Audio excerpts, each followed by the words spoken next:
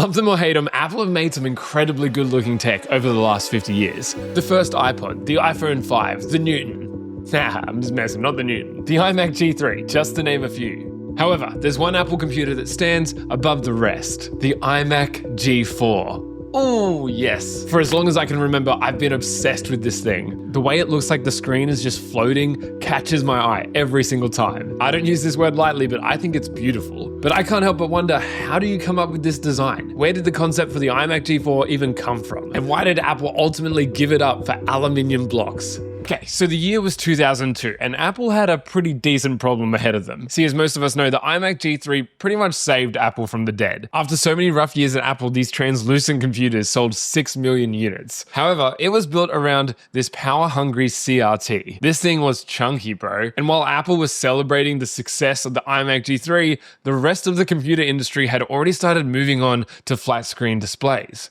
And so Steve Jobs, at the head of the Apple Avengers, had to reinvent the computer once again. But this wasn't just about swapping out the monitor of the iMac G3. You've probably heard about this concept a few times before. I've talked about it a few times here on the channel. See, Steve Jobs, when he came back to Apple, had this idea of a digital hub. It was kind of his strategy. Not kinda, it was his strategy. The idea is that your Mac wouldn't just be a computer, it would be the center of your digital life. And your brand new iPod, your digital camera, your DV camera, they'd all connect to this one device, the iMac. And so with the iMac at the center of Apple's whole strategy back in the early 2000s, they had to make sure they got this next one right. So Apple's design team, led by Johnny Ive, did what any logical person would do and took an LCD screen and put all the computer parts on the back of it. Okay, maybe not every logical person, but it did make a lot of sense. It keeps everything simple and clean, all of it in one unit. That might sound super familiar, and we'll get back to that. Now, the design team was pretty proud of this prototype, but Steve Jobs took one look at it and did not vibe it.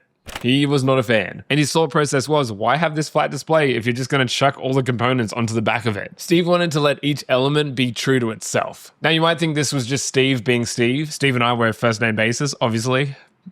He, of course, was known for obsessing over design while completely ignoring practical engineering. But here's the thing. The prototype was actually broken. The PowerPC processor they were putting in this thing generated crazy heat, which meant noisy fans. And adjusting the screen angle meant literally moving this massive chungus of a device. So under the pressure and under the gun, the team still didn't have the successor to the iMac G3. And Apple was getting left behind. But sometimes the best solutions come from the most unexpected places. See, one night Jobs invited Ives over for dinner. They were homies, I guess.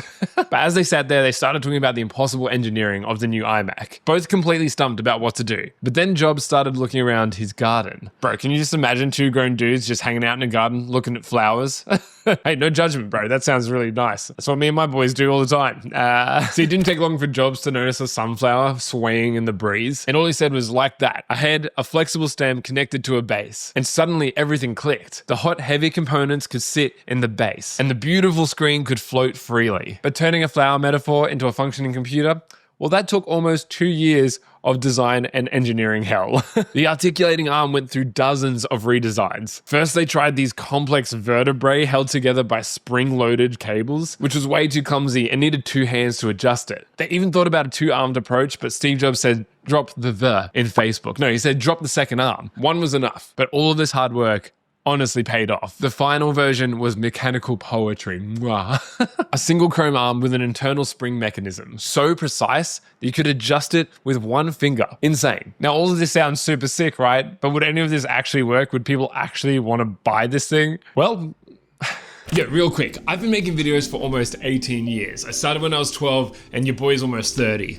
Holy smokes. And the fact that I'm still standing here today making videos, doing what I love, is all thanks to you guys, seriously. So if you did goofy videos about legendary tech, hit subscribe. A bunch of you that watch these videos haven't subscribed yet, so hey, you know what to do. Be a legend. Hit subscribe.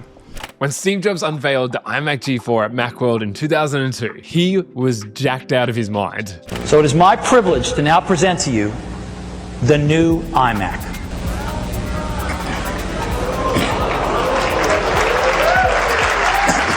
The crowd went wild for the iMac G4. People were praising its innovation, its design language, its style, and it seemed like they created the perfect computer, the perfect follow-up to the iMac G3. And can you blame them? This thing looks insane. Everything about it looks so special. I'm actually desperately trying to find one because I would love to restore it and just bring it back to its full glory. But goodness me, even the dodgy ones are expensive still. But this was a high point for Apple and Steve Jobs. This was the future of computing right in front of us, and it looked like a freaking sunflower. But then the real world started to intrude. See, the iMac G4 had a pretty massive problem. It was freaking expensive, real expensive, way more than the iMac G3 that it replaced. At launch, the iMac G4 base model was $1,299 USD, about $2,260 adjusted for inflation. Woo! All that precision engineering, the complex articulating arm, the obviously premium materials, they drove the cost through the freaking roof.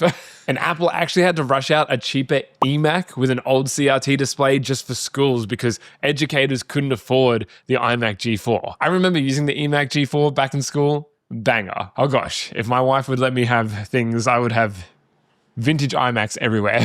But it turns out the most beautiful computer ever made was pricing out its customers. But the cost wasn't just about buying it. Remember that perfect engineering? Well, those display cables were permanently routed through the arm in manufacturing, and the connectors were soldered on because they were too big to fit through the openings. And on top of that, the PRAM battery was buried so deep that it took a complete teardown just to replace it. Even simple repairs became super expensive ordeals. And it seems like that beautiful design was becoming its own worst enemy. And then physics itself started fighting back. At the time, screens were getting bigger, which meant they were getting heavier. And Apple tried to keep up with the technology. See, the 20-inch model weighed almost double the 17-inch just because of all the weight needed to counterweight the screen. And so, after just 2.5 years, Apple faced a bit of a bummer of a decision. They could either abandon everything that made the iMac G4 special, or they could just abandon the whole thing itself. The future was asking for bigger screens, faster processors, more power. But the G4's beautiful form just couldn't evolve to meet those demands. So Apple quietly discontinued the G4 and replaced it with the iMac G5, a pretty boring looking rectangle with a computer stuck behind the screen. And it stayed that way for a very, very long time. It was the idea that Steve Jobs was totally not into to begin with, but it made the most sense. And it wasn't like the iMac G5 was ugly. It just wasn't the iMac G4. In my opinion, one of the most beautiful looking devices, one of the most beautiful looking computers ever created. And the iMac G4, as far as Apple was concerned, was gone. It was dead. The end of a flippant era, dude.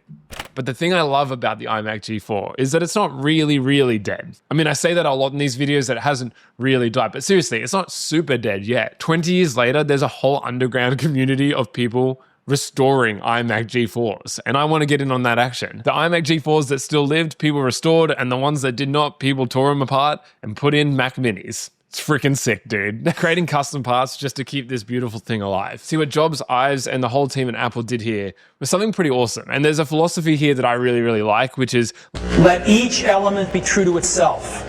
Whether you're an Apple guy or a PC guy, it doesn't really matter. I think most of us can still agree that this philosophy is pretty true in Apple today. All these years later. When the iPhone first came out, the home button was that single element. Same with the iPad. The MacBook Air's thinness was insane. And even though Vision Pro is kind of goofy, you got to give it to Apple, man. They've went all in on that one thing, that one element, being that crazy front display. But I love that the G4 was a computer that had like a physical metaphor. The idea of it looking friendly like a sunflower is just so sick. People don't make computers like that anymore. And don't get me wrong, modern computers are way more reliable, faster, better to use than the G4. But they're also sterile, perfect slabs. Even new Apple computers are just, they're perfect bits of aluminium.